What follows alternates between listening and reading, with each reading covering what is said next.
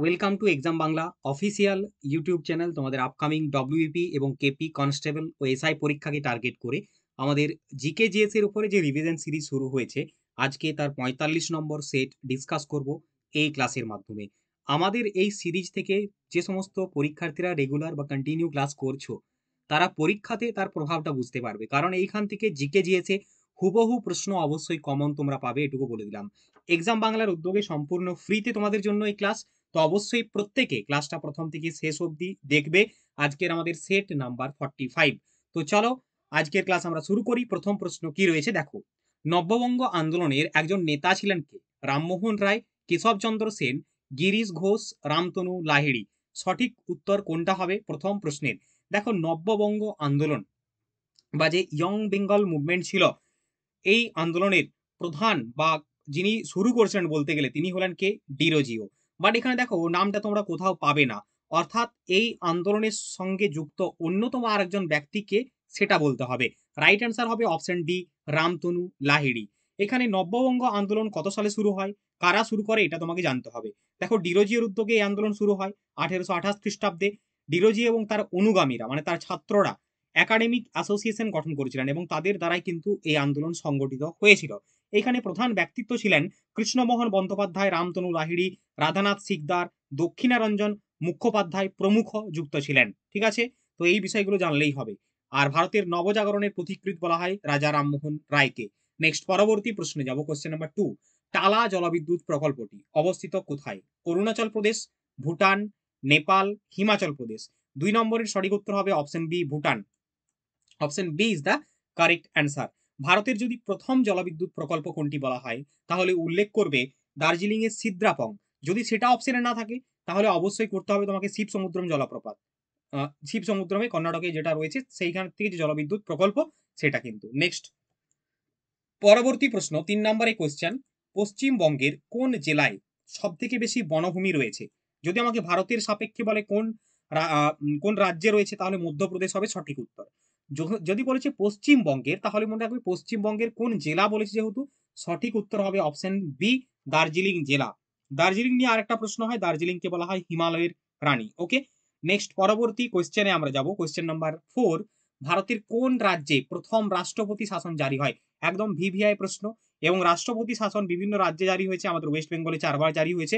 মনে রাখবে 356 নম্বর আর্টিকেলের মাধ্যমে কোন রাজ্যে রাষ্ট্রপতি শাসন বা প্রেসিডেন্ট রুল জারি করা যেতে পারে। তো প্রথম করা হয়েছিল পাঞ্জাবে। কোথায়? পাঞ্জাবে। অপশন বি হবে সঠিক উত্তর। আর 352 নম্বর আর্টিকেল অনুযায়ী ন্যাশনাল ইমার্জেন্সি বা জাতীয় জরুরি অবস্থা। আর 360 নম্বর আর্টিকেলে রয়েছে তোমার হচ্ছে ফাইন্যান্সিয়াল ইমার্জেন্সি বা ইকোনমিক ইমার্জেন্সি। নেক্সট পরবর্তী প্রশ্নে যাব, কোশ্চেন নাম্বার 5। নিচের কোন ব্যাংক ভারতে প্রথম এটিএম চালু করে? অটোমেটেড টেলার মেশিন এটিএম চালু করেছিল প্রথম, মনে রাখবে এইচএসবিসি ব্যাংক। অপশন বি হবে সঠিক উত্তর। Option B is the correct answer. আচ্ছা, নেক্সট পরবর্তী কোশ্চেনে আমরা যাব, কোশ্চেন নাম্বার 6। বাংলাদেশের জাতীয় খেলা কোনটি? দেখো, ডব্লিউপি বা কেপি এই সমস্ত পরীক্ষার প্রশ্নপত্র যদি তোমরা পর্যালোচনা করেছো, তাহলে বুঝতে পারবে এইভাবেই কিন্তু প্রশ্ন আসে এবং এই টপিক থেকে প্রশ্ন ডেফিনেটলি এসেছিল বিগত দিনে। তো বাংলাদেশের জাতীয় খেলা জিজ্ঞেস করছে, আরো অন্য কান্ট্রির জিজ্ঞেস করতে পারে। তো এইখানে বেশ কয়েকটা আমরা দেখে নেব, যেগুলো মানে বিভিন্ন দেশের জাতীয় খেলা। সঠিক উত্তর হবে বাংলাদেশের জাতীয় খেলা বলেছে অপশন বি, কাবাডি। দেখো এখানে তোমরা দেখে নাও বিভিন্ন দেশের জাতীয় খেলা যেগুলো ইম্পর্টেন্ট আমাদের পার্শ্ববর্তী দেশগুলো, সেইগুলো দেওয়া হয়। যেমন শ্রীলঙ্কার হচ্ছে ভলিবল।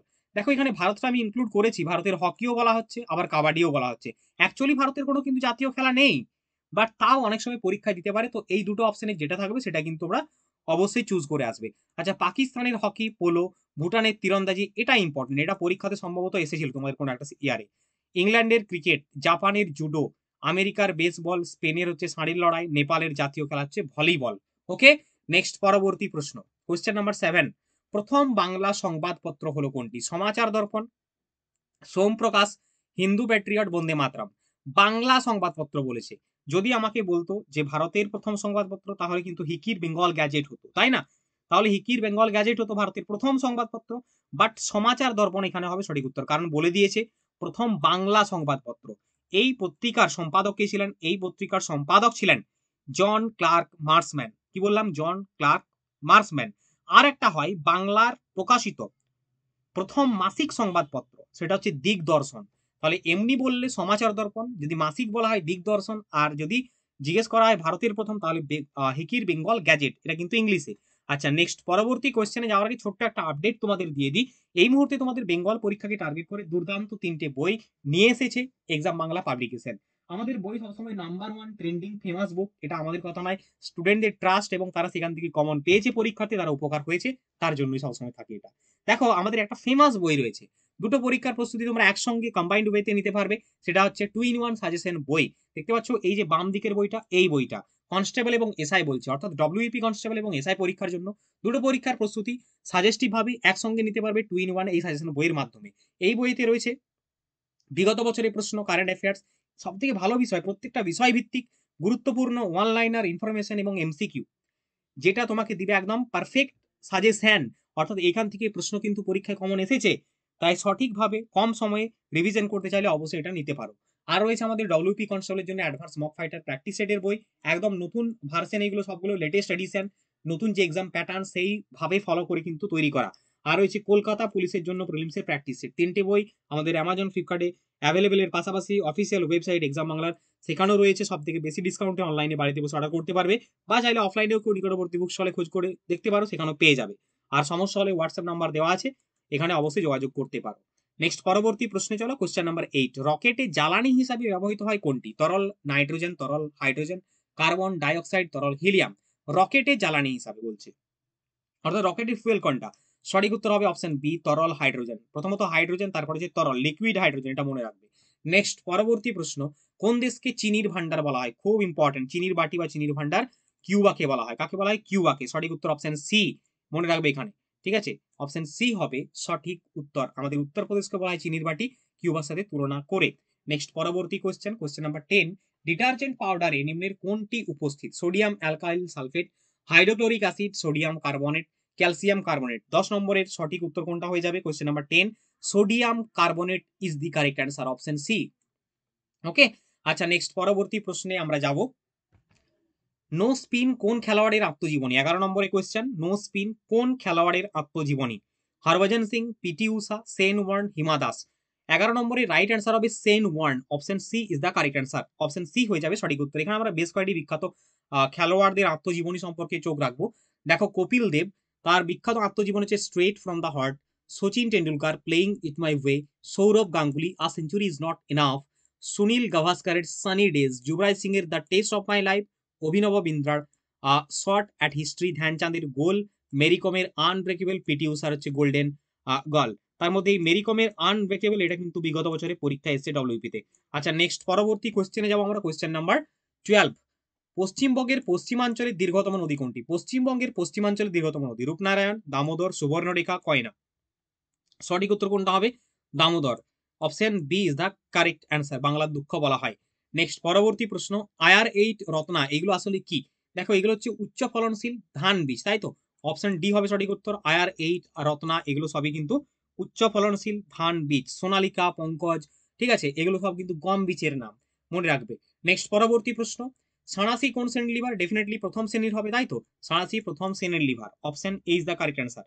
সাঁড়াশি, পেরেক, তোলার যন্ত্র, টুথব্রাশ, ঠিক আছে, কাঁচি, বেলচা, এগুলো সব হচ্ছে প্রথম শ্রেণীর লিভারের উদাহরণ। নেক্সট পরবর্তী প্রশ্ন, কোশ্চেন নাম্বার 15, ভারতের অন্যতম শাস্ত্রীয় নৃত্য কুচিপুড়ি কোন রাজ্যে দেখা যায়? মেঘালয়, কেরালা, অন্ধ্রপ্রদেশ, মধ্যপ্রদেশ। দেখো সঠিক উত্তর হবে কুচিপুড়ি অন্ধ্রপ্রদেশে, অন্ধ্রপ্রদেশের কুচিপুড়ি। কত্থক হচ্ছে উত্তর ভারত বা উত্তর প্রদেশে দেখা যায়, ঠিক আছে।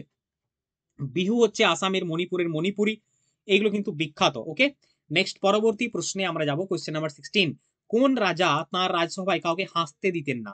কুতুবুদ্দিন আইবক, ইলতুৎমিশ, আলাউদ্দিন খলজি, বলবন। সঠিক উত্তর হবে অপশন ডি, বলবন। নেক্সট পরবর্তী প্রশ্ন, ভার্নাকুলার প্রেস অ্যাক্ট পাস হয় কত সালে? ভার্নাকুলার প্রেস অ্যাক্ট পাস হয় কত সালে? 17 নম্বরের সঠিক উত্তর হয়ে যাবে কোনটা আমাদের এখানে? অপশন ডি, 1878 সালে। 1878 সালে ভার্নাকুলার প্রেস অ্যাক্ট পাস করেছিলেন কে? ভার্নাকুলার প্রেস অ্যাক্ট পাস করেছিলেন Lord Liton, viceroy Lord Liton. Next পরবর্তী প্রশ্নে আমরা যাব, কোশ্চেন নাম্বার 18, ভারতের প্রথম মহিলা রাষ্ট্রপতি কে ছিলেন? ইন্দিরা গান্ধী, প্রতিভা পাটিল, সরোজিনী নাইডু, সুচিতা কৃপালিনী। সঠিক উত্তরটি হয়ে যাবে 18 নম্বরের অপশন কোনটা? Option B, Pratibha Patil, option B is the correct answer. Next পরবর্তী কোশ্চেন, প্রেরিত তৃণভূমি কোন দেশে দেখা যায়? আর্জেন্টিনা, অস্ট্রেলিয়া, উত্তর আমেরিকা, দক্ষিণ আমেরিকা। 19 নম্বরে সঠিক উত্তর হবে উত্তর America, option C is the correct answer. আচ্ছা, এখানে দেখো আর্জেন্টিনা, আর্জেন্টিনা পম্পাস তৃণভূমি, ক্যান্টারবেরি নিউজিল্যান্ডে, স্টেপস উত্তর এশিয়া ইউরোপ, সেলভা দক্ষিণ আমেরিকা। আর সেলভাটা এটা দক্ষিণ আফ্রিকা হবে, ঠিক আছে, এটা ভুল রয়েছে এখানে। আচ্ছা, ভেল দক্ষিণ আফ্রিকা দেওয়া আছে, তৈগা ইউরোপ, ডাউন্স হচ্ছে অস্ট্রেলিয়া, পুসা হচ্ছে হাঙ্গেরি। নেক্সট পরবর্তী প্রশ্ন, দায়ভাগ গ্রন্থের রচয়িতাকে জয়দেব, জিমুত বাহন, চরক বানভট্ট। 20 নম্বরের সঠিক উত্তর হবে জিমুত বাহন। দায়ভাগ গ্রন্থের রচয়িতা জিমুত বাহন, অপশন বি। আচ্ছা, রাজ তরঙ্গিনী, কলহনে, রামচরিত, সন্ধ্যাকর নন্দী, রামচরিত মানস, তুলসীদাস, এই তিনটার মধ্যে একটা কমন পেয়ে যাবে আশা করি, পরীক্ষাতে থাকে তো বারবার। আচ্ছা, এলাহাবাদ প্রশস্তি হরিসেনের, গীতগোবিন্দম জয়দেবের, মহাভাষ্য পতঞ্জলির। নেক্সট পরবর্তী প্রশ্ন, সাংহাই সহযোগিতা সংস্থা অর্থাৎ সাংহাই কোঅপারেশন সম্মেলন 2025 কোথায় অনুষ্ঠিত হচ্ছে? কারেন্ট অ্যাফেয়ার্স এর অত্যন্ত ইম্পর্টেন্ট প্রশ্ন। সঠিক উত্তরটি হয়ে যাবে অপশন এ, তিয়ানজিন, চীন। নেক্সট কোয়েশ্চেন, চন্দ্রযান 5 মিশন কোন দুটি দেশের মধ্যে একটি গুরুত্বপূর্ণ চুক্তি? অর্থাৎ চন্দ্রযান 5 মিশনটাকে লঞ্চ করবে দুটো কান্ট্রি মিলে, আমাদের ভারত ডেফিনেটলি আর জাপান। অপশন সি, ইসরো এবং জাক্সা মিলে করে লঞ্চ করবে চন্দ্রযান 5 2027 সালে। অপশন সি হয়ে যাবে সঠিক উত্তর, ঠিক আছে। নেক্সট পরবর্তী প্রশ্ন, 23 নম্বরে কোয়েশ্চেন, রাজ্য শক্তি দক্ষতা সূচক 2024 কোন রাজ্য প্রথম স্থান অধিকার করেছে? Energy efficiency index, state energy efficiency index ভারতের। সঠিক উত্তর হবে 23 নম্বরের অপশন ডি, মহারাষ্ট্র। ওকে, মহারাষ্ট্র হবে। নেক্সট পরবর্তী কোয়েশ্চেন, কোয়েশ্চেন নাম্বার 24, মুখ্যমন্ত্রী মহিলা রোজগার যোজনা কোন রাজ্যে চালু করেছে? বিহার, মধ্যপ্রদেশ, উত্তরপ্রদেশ, মহারাষ্ট্র। 24 নম্বরের সঠিক উত্তর হবে অপশন এ, মুখ্যমন্ত্রী মহিলা রোজগার যোজনা, এটা চালু করেছে Bihar. Next question, question number 25, Phumtham Wechayachai কোন দেশের ভারপ্রাপ্ত প্রধানমন্ত্রী হয়েছেন? একদম ভিভিআই কারেন্ট অ্যাফেয়ার্স এর প্রশ্ন। সঠিক উত্তরটি হয়ে যাবে অপশন সি, থাইল্যান্ড।